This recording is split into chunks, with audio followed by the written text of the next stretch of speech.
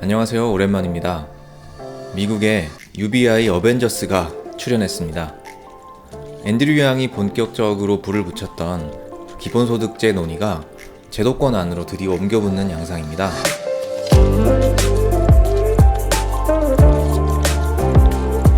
오늘은 소득보장제도를 위한 시장들 모임이라는 단체에 대해서 이야기를 해보겠습니다.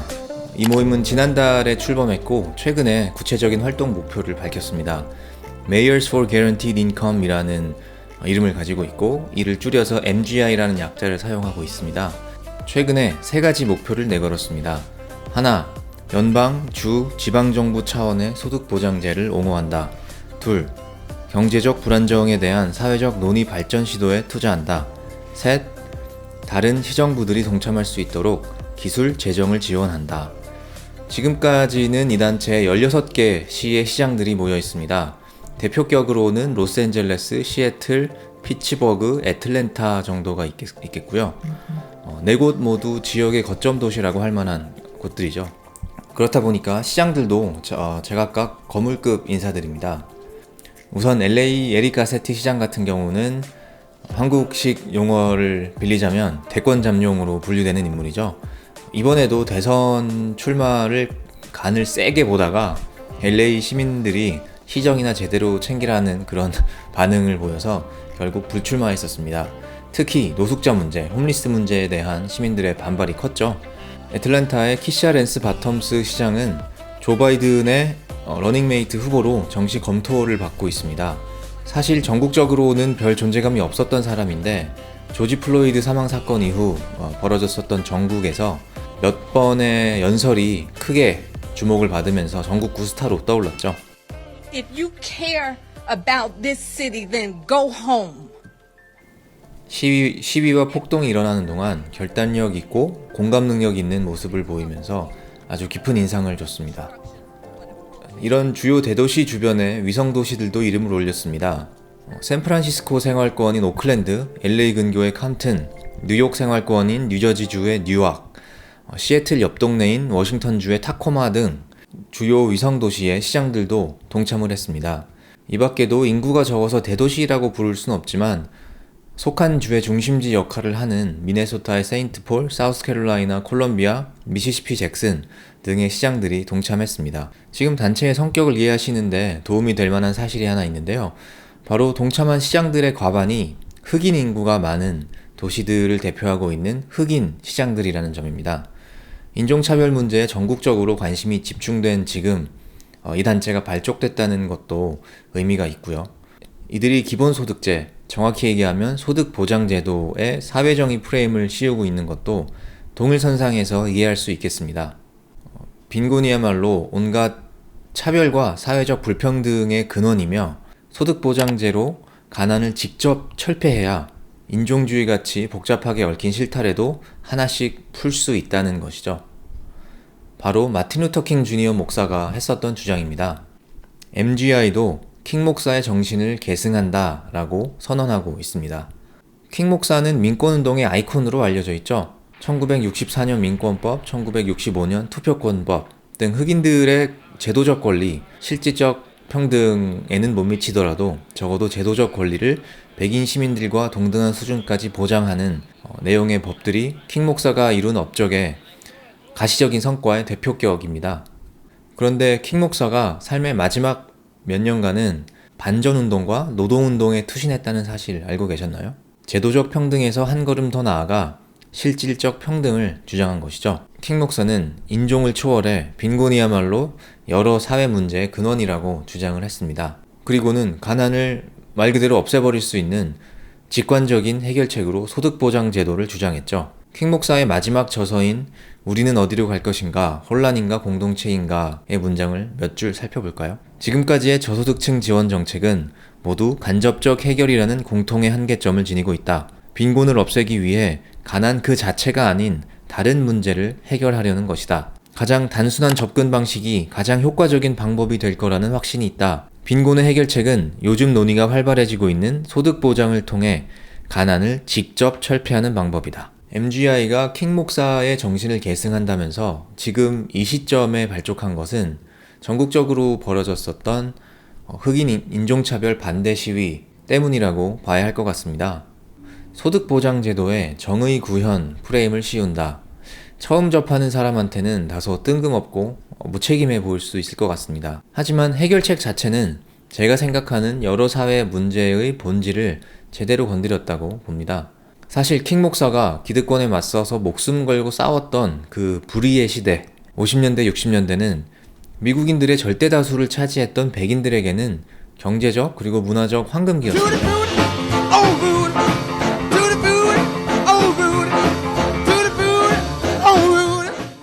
당시의 풍요와 경제 성장에서 흑인들이 배제되었던 게 문제였지, 억지로 인종을 빼고 보자면 중산층이 팽창하고 탄탄한 계층 구조가 형성된 시기였습니다.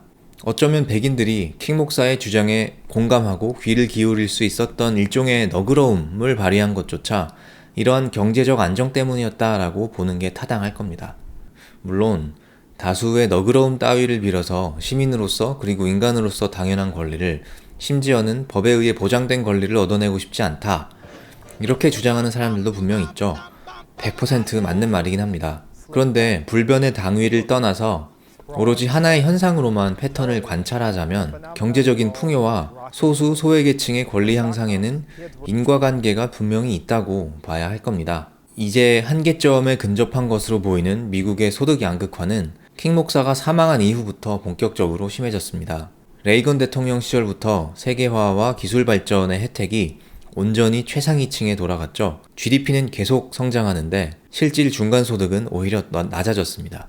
엄연히 중산층 가정에서 성장했지만 성인이 되어 하층민으로 낙오하는 사람들도 많았습니다. 이런 추세가 수십 년간 지속되다 보니까 트럼프나 샌더스 같은 포퓰리스트 정치인들이 전면에 등장하게 된 겁니다. 뭔가 잘못된 것 같으니까 판을 싹 뒤집고 새로 짜서 아예 다시 시작하자, 이런 주장이죠. 앤드류 양도 그 연장선상에 있다고 봐야겠습니다. 시장들이 현장에서 보기에도 미국 사회가 정말 위태로워 보였나 봅니다. 특히 코로나19를 겪으면서 사회가 붕괴 직전까지 갔다고 판단한 것 같습니다. 뉴욕의 라지 바라카 시장은 사람들은 기본적인 생활을 충족할 수 있는 소득조차 없다. 코로나19 이전에도 용납할 수 없는 상황이었는데 지금은 견딜 수가 없다라고 위기를 설명했습니다. 그러면 MGI의 실질적인 활동 모습이 어떤 모습일까 한번 예상해 볼까요? MGI를 창립하고 실질적으로 주도하고 있는 인물은 샌프란시스코에서 1시간 반 정도 떨어진 인구 30만의 소도시 스탁턴의 마이클 텁스 시장입니다. 텁스 시장은 오바마 백악관 인턴 출신의 20대 스탁턴 최초의 흑인 시장이기도 합니다. 이렇게 스펙만 나열해도 앞으로 발전 가능성이 큰 사람이라고 충분히 볼 수 있죠.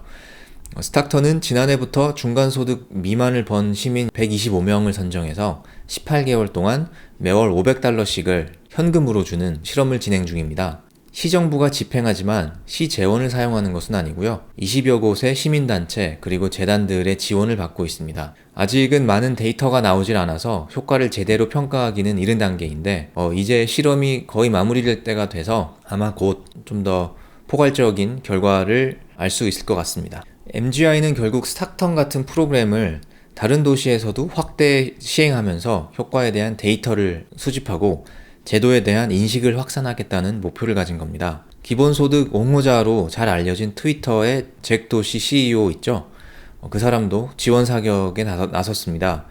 며칠 전에 MGI에 $300만 지원을 약속한 건데요. 잭 도시는 앤드류 양이 진행 중인 휴머니티 포워드의 기본소득 실험 프로그램에도 $500만 기부한 바 있습니다. 그렇다면 MGI가 성공할 수 있을까요? MGI는 민주당의 언어를 사용해 기본소득제를 기득권의 깊숙한 곳까지 끌고 들어가겠다고 작정을 한 걸로 보입니다. 낸시 펠로시와 조 바이든 같은 사람들이 지난 30-40년 동안을 주물렀고 핏 부리저지 같은 사람들이 왕좌를 계승하게 될 그 민주당 말이죠.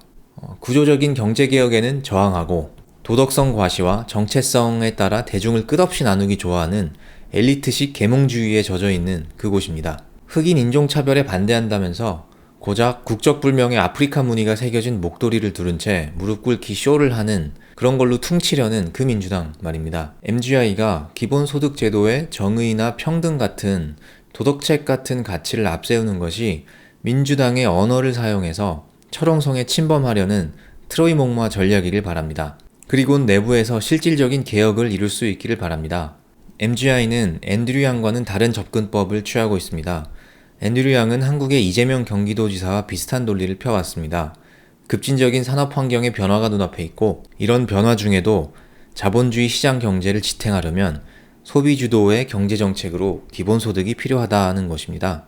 정치공학적 관점에서 보자면 광범위한 공감을 얻어내기 위해서도 도덕적 판단을 최대한 배제하는 것이 유용하다는 게 앤드류 양의 생각이죠. 약자를 돕는 것, 정의, 평등, 저마다 생각이 다른 가치를 내세우는 것은 초당적인 설득력을 얻는 데 불리하다라는 판단입니다. 하지만 앤드류 양과 MGI는 결국 같은 목표를 향해 나아가고 있습니다. MGI와 앤드류 양의 휴머니티 포워드가 미국에서 기본소득제 시행을 이끄는 쌍두마차가 되어주기를 희망합니다. 다음 비디오에서는 앤드류 양의 근황에 대해서 한번 알려드리겠습니다. 감사합니다.